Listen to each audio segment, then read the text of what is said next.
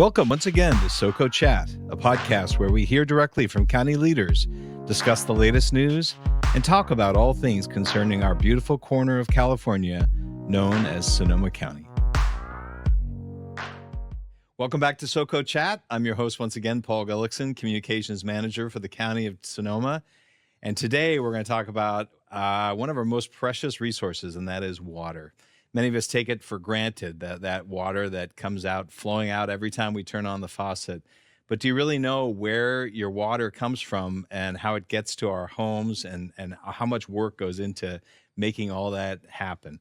Today's guest is none other than Grant Davis, General Manager of Sonoma Water, and he'll explain all of that and much more. But before we get to Grant, I want to start with our trivia question for the week. In 1955, Sonoma County suffered from heavy flooding that showed the urgent need for more flood control measures. On what holiday did that event occur? Some of you may or may not have heard of this event, but I'm asking what holiday did that occur? If you know, call us at 707-565-2242 or email us at publicaffairs, one word, at sonoma-county.org. Be sure to include your phone number so we can let you know if you won. Now, let's dive right into today's topic, pun intended, diving right. We are joined. Grant, thank you so much for being here. We appreciate it. I've been wanting to get you over here for a while now. Absolutely, Paul. It's a pleasure to be here. Well, thank you. So I just want to say off the top, Sonoma Water is now celebrating its 75th anniversary. And I want to get into that because your mission has certainly evolved greatly over the years. For people who are not familiar with what you do, could you give us a general description of all that and how it's changed over the years? Yeah, I'll give it a shot. Sonoma Water was founded in 1949. We're actually a special district, and we were founded for flood control and water conservation purposes. And that has evolved over time to where we are the largest wholesaler of water supply to retailers in the county. We serve parts of Marin and Sonoma County, about 600,000 customers. 600,000. I mean, that is a lot of people you're providing drinking water It is, for. and it requires a regional perspective. So Sonoma is active in so many different areas, but we've got strong partnerships with our contractors. Those are mainly the cities and towns from Windsor down into Petaluma, into Novato, and even down into Marin Municipal Water District territory. But they get about 25% of their water from us. We also have been, in 1995, we're tasked with over the holidays to take 8 different sanitation zones and districts under our shop. So wastewater services has also been added to our list. So places like Penn Grove and Sonoma Valley, Geyserville, Airport Treatment Plant. So it's really a large portfolio. And then most recently, we've been tasked with carbon-free water. That was a task. We reached that goal in 2015. So renewable energy, a lot of energy efficiency, and obviously educating the community, and particularly our award-winning water education program. Yeah. Well, I hope we have time to get into that. But I mean, in addition to all that, you also maintain like nearly 100 miles of streams and rivers in our between area? 75 to 100. It's these are streams and natural channels as well as engineered channels. We have a stream maintenance program that really is one of the better well-known programs that we run. And so these are creeks and tributaries throughout the Laguna down through Rohnert Park into Petaluma, where we're actually taking sediment out for flood control capacity, but replanting native plants and creating what's called a canopy over the different streams to make sure you get flood capacity, but also a natural habitat. And ironically, all those trails that come as a result of both sides of those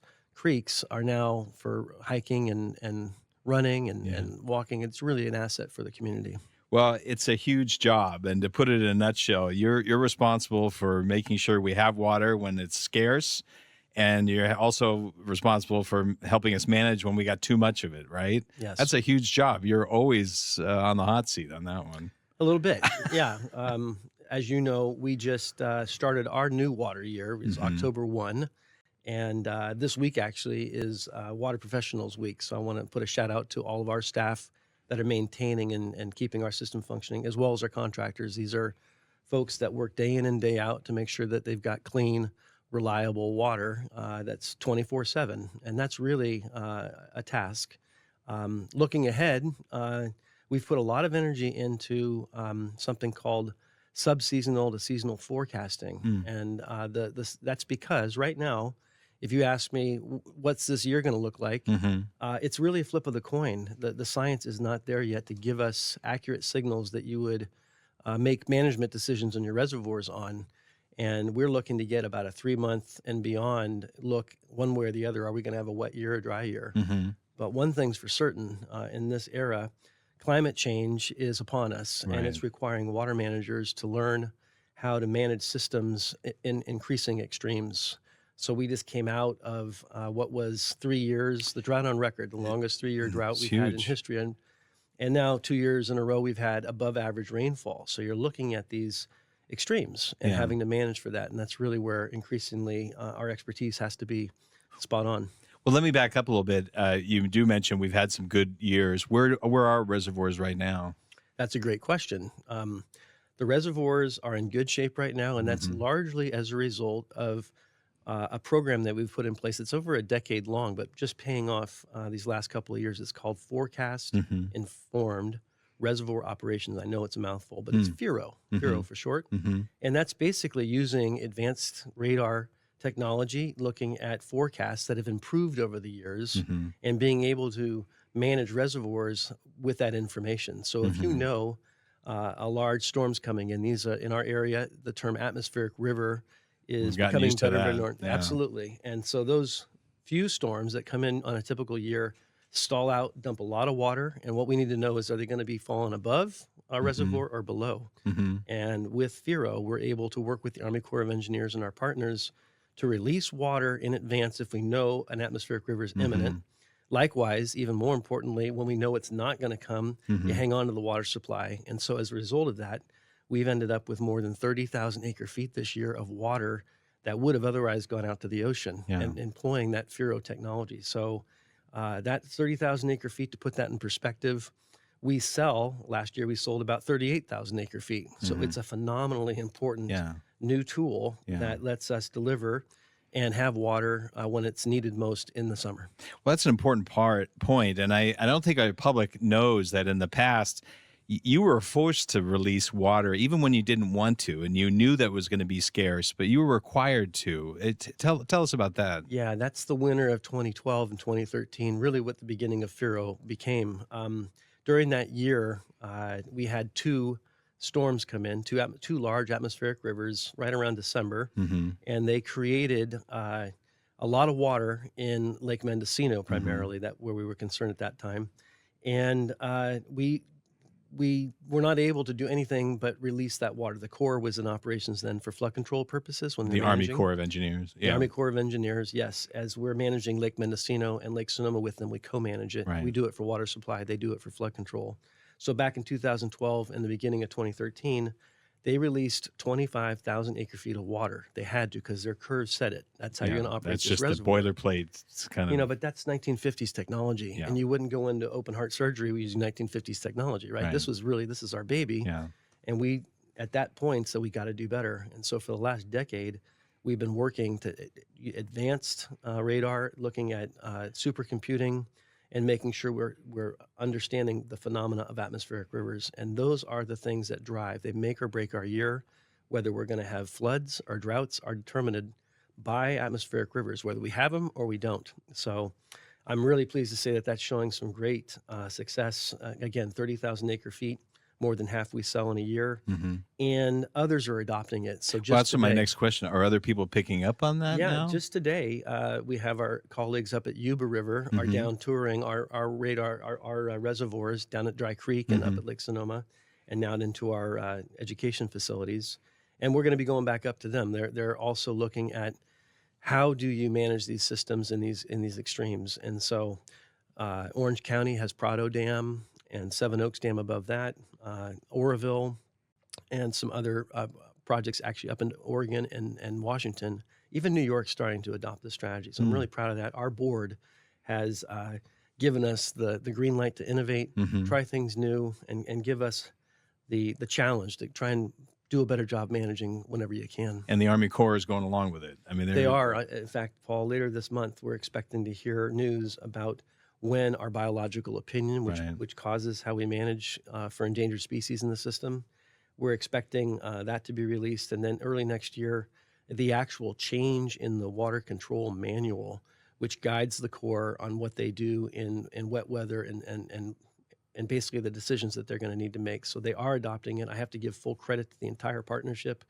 We have Scripps Institute, the Center for Western Weather and Water Extremes down in San Diego, NOAA, which is National Marine Fisheries Service, California Department of Fish and Wildlife, local entities that are working together to come up with a pathway that's just bringing the system up to date and showing some great promise. Well, that's great because we need it, right? I mean, the volatility of our climate, the climate with the impacts of climate change. I mean, how is climate change impacting water in our region from your perspective? And Well, along the same theme we've been talking about, we just came out of 3 years Right. of the extreme dry weather. That was a drought of record. Mhm. But followed right behind that were 2 years that above average rainfall. Right. And so managers have got to find a way of incorporating climate change, climate science into their management regime. Mhm. We've just adopted new policies that make sure that our plans and specifications incorporate climate change into them to make sure that we're prepared and doing what we can to improve our system's reliability and resilience. Yeah.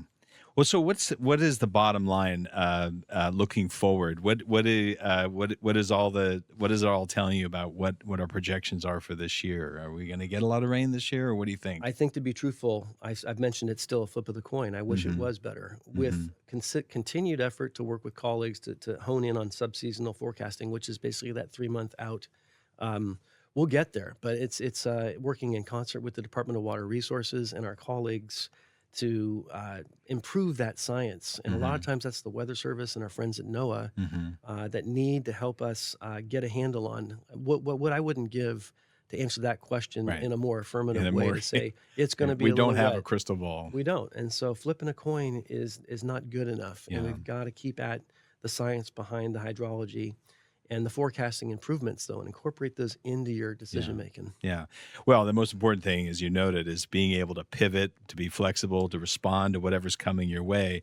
And it sounds like the new systems are allowing you to do that where you weren't able to in the past. Yeah, we're getting there. Again, Yeah. our board has tasked us with that. They've been very involved. They've been, each and every one of them has been back to Washington, D.C. at some point in their time with us and meeting with the appropriators, the folks that authorize these projects, the Army Corps of Engineers, and have just helped tell the story. And we're 3,000 miles away. If you're not back on the East Coast, as you know, you're kind of left and you're out of sight, out of mind. Well, we have to be back there working with some of the largest federal and state agencies. And that's something we've put a lot of time into, but it's paying off. Those relationships and our Yeah. elected officials help us get the resources we need to solve these equations. It's just critical. Yeah. Well, meanwhile, it also relates to it also involves your relationship with your customers, letting them know what's coming, how they need to respond. I mean, Yes. and evidence shows local residents have been responsive to your Oh, messaging, haven't I they? would say that's one of the bright spots through all this. When you go Yeah. through 3 years of drought conditions, since about 2000, we have cut per capita water use by about 30%. Wow. So, And say that you hasn't got- gone back up. No, It's really, it's really. been, these are changes in building codes. They're changes primarily in behavior. You Right. think about the amount of lawns that have been taken up and replaced with native plants and low water use. We have a program through the Sonoma Marin Saving Water Partnership, which is all of our contractors and us working together. They just got an award this last week, one of many for that service they provide. When you go into a large department store now or a hardware store, like say Home Depot or Freedman's, you can see the tag that says choose this plant. If you got one or the other, take the water efficient plant, build that landscape. 30% reduction over, a little over that period of time is phenomenal. And we're, in some ways, we're leading the state.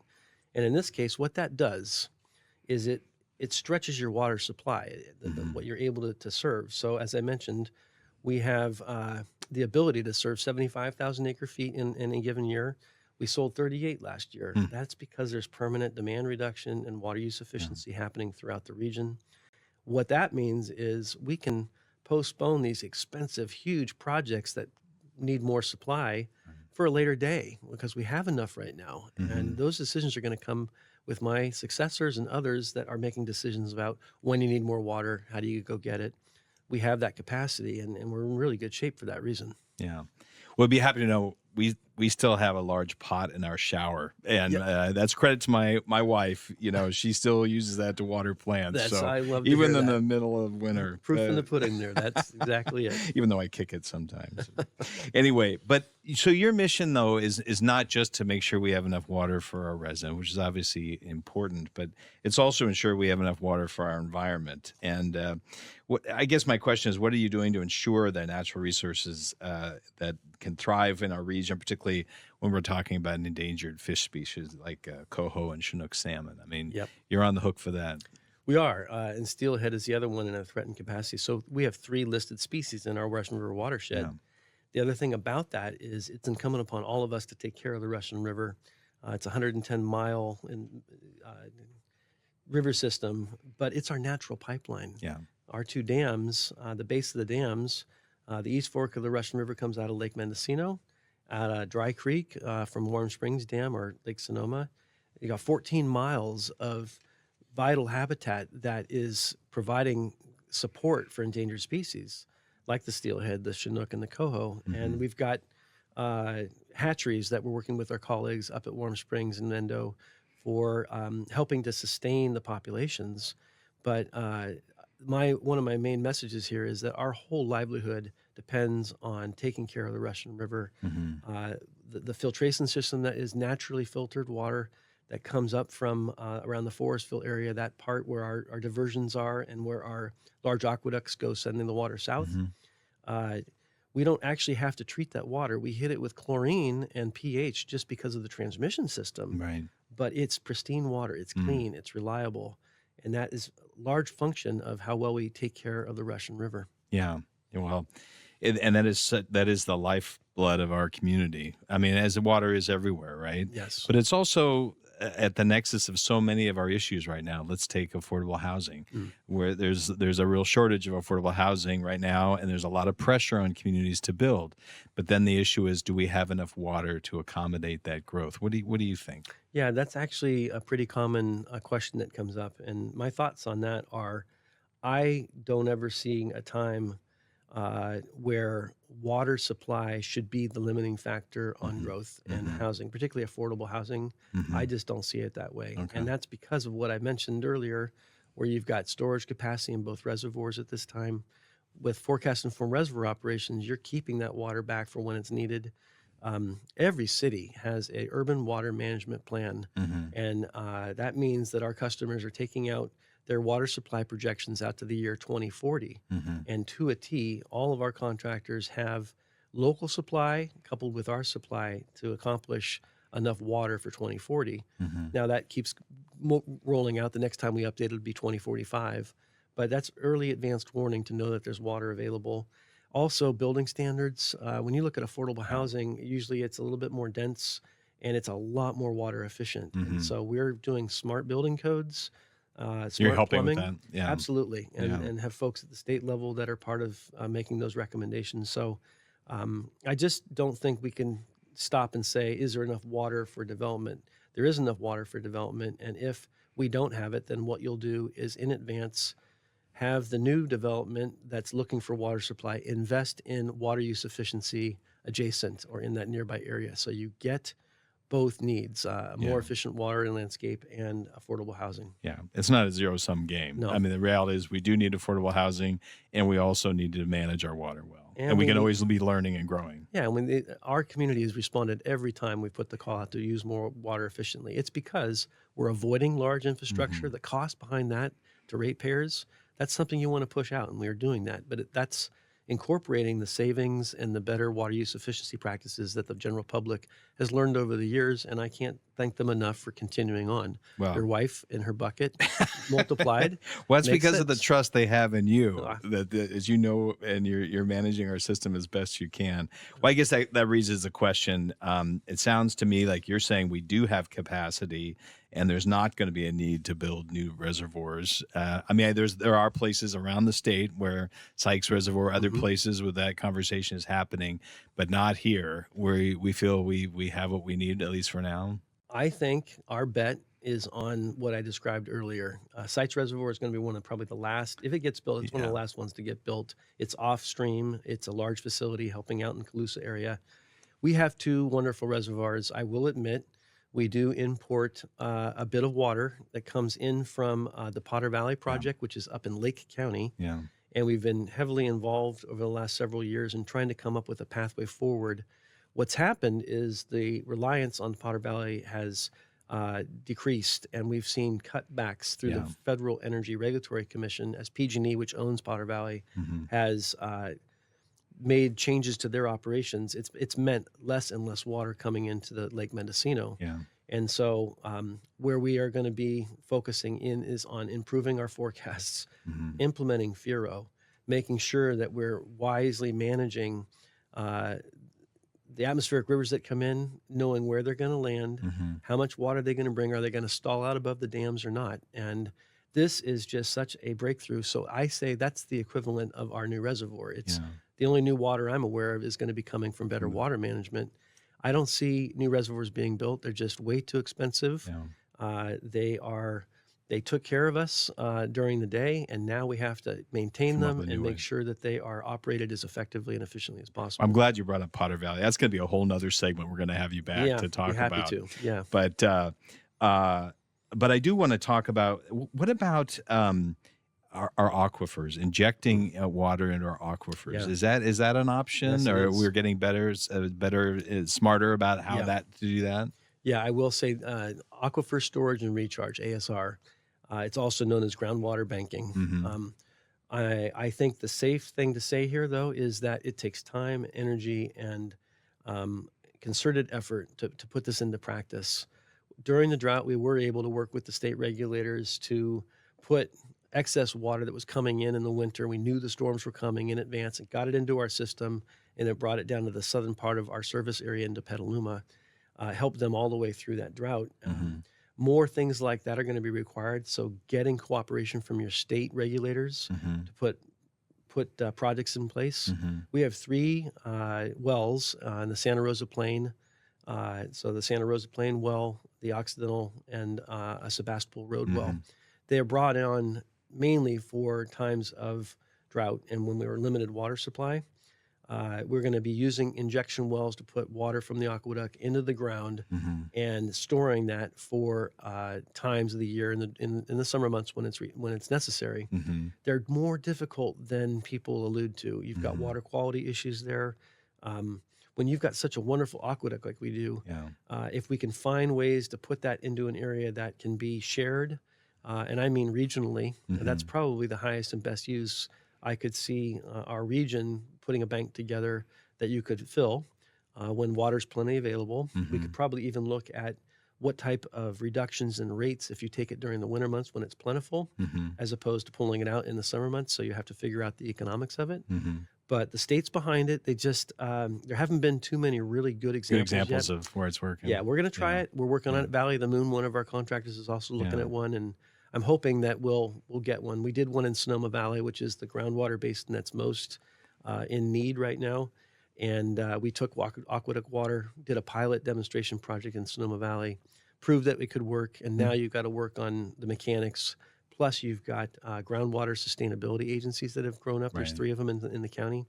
That would probably be part of the mix. They are going to be part of that solution, and maybe the entity that manages the bank where those are set up. Well, you are truly on the cutting edge of so many interesting areas of science, of technology, of nature, and I just applaud you for all you're doing and wish you well, because you are also at the crossroads of a lot of political issues, and there's nothing more important than water. But on a personal note, I want to ask you, and I often ask this of our guests, of all the places, rivers, creeks, trails in Sonoma County, what's your go-to place when you want to kind of get away from everything? Oh, wow. That is a difficult question to answer because You're I'm going going to alienate one. people that are doing it. You know, I have to look at what we have going here often is our parks. The regional parks actually manages a lot of the property that we have. We didn't get to talk about it today, but the Spring Lake is part of the Central Sonoma Watershed Project. It's a flood control detention basin, but it's one of the most actively pursued places for the public to go and enjoy. So Brush Creek, you have these flood control uh, reservoirs, Mm-hmm. essentially. I live down in South County, so I love hiking Helen Putnam Park and There you go. Schollenberger Park, Tole Lake. I mean, regional parks is doing a great thing. It's a shout out to them because they're our partners.